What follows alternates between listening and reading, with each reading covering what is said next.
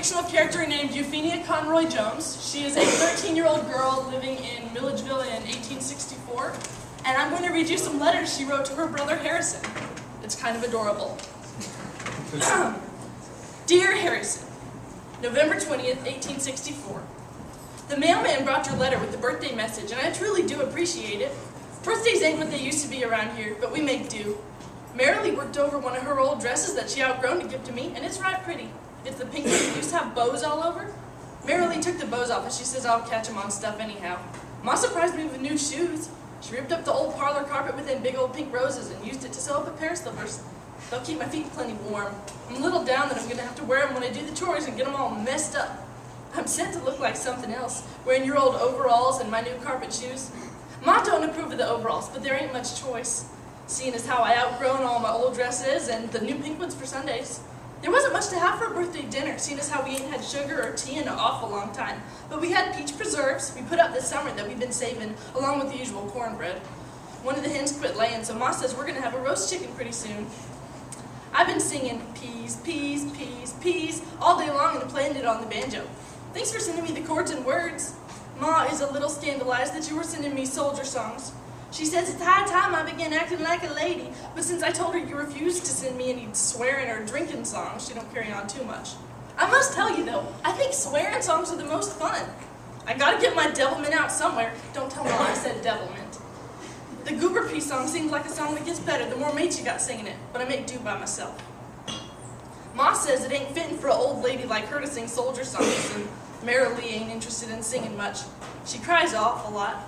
We got word day before yesterday that Farley was killed in battle, and Marilee took it hard. I'm pretty down myself. I was set on having Farley as a new brother. He was always real nice. He used to make cornhusk dolls for me, back when I was young enough to play with dolls, before the war. Everybody's worried about the Yankees because they're coming through Georgia doing God knows what all kind of mischief. Mom worries a lot more than anybody else. So now we lost Pa and Farley, and Atlanta's burnt up. So you be extra careful, because I don't know what we'll do if anything happens to you. Your loving sister, Euphemia. November 22nd, 1864. Dear Harrison, I ought to be doing chores, but I'm writing to you anyway. Rumor says the Yankees are getting to Milledgeville today, so the whole city was evacuated. It feels like most of the city was evacuated on our farm. We got 3 families staying with us, and it's awful cramped. Luckily, we got plenty of cornmeal to make cornbread with, though God Almighty knows I've eaten enough cornbread to last me till kingdom come. We got potatoes and squash, too. Mom went ahead and killed 2 of the chickens. She says it'll be a mercy if the Yanks don't come through our farm like heathens, so we might as well enjoy the critters while we got them. It'll make a fine dinner, I expect, though it'll be spread a little thin.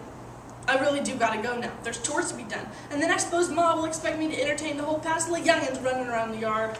Thinking of you all the time, Euphemia. November 23rd, 1864. Dear Harrison, you'll never guess what I did last night, and you have to swear never to tell Ma because she'll whip me, which will be rough, and then she'll cry, which will be about 100 times worse. I was underfoot last night when Ma and Marilee was trying to feed all the people at our house. Everyone was getting cross and short with everybody else, so after dinner I just sort of sneaked out and split for the city to see what all the fuss was about. When I got pretty close to the camp, I shimmied up the big old oak tree to get a good look. I ain't never seen so many people all together. By then it was good and dark, so all the campfires looked like lightning bugs, and the air smelled like smoke and horses. The boys in the camp were getting pretty rowdy. They sounded real drunk. After a bit, I got scared of getting caught, and I guess the devilment just wore off because I clumb down and hightailed it home. I miss you a lot, Harrison. Hurry on home to your loving, Euphemia. November 24th, 1864. Dear Harrison, they moved on yesterday. Mr. McGraw came by to say they've been digging up people's gardens and stealing livestock. Shame on them. Me and Ma went back to their house with him to help Mrs. McGraw clean up. They smashed everything up for no reason at all. It's orders, they said to the missus. We're lucky they didn't come out our way. Ma says they're monsters, but I don't know. I saw one the other night that made me think of you. I reckon he has a Euphemia of his own somewhere up north. Overall, the Yankees don't seem much different from our boys, but maybe louder and drunker, and a hell of a lot ruder. Don't tell Ma I said hell.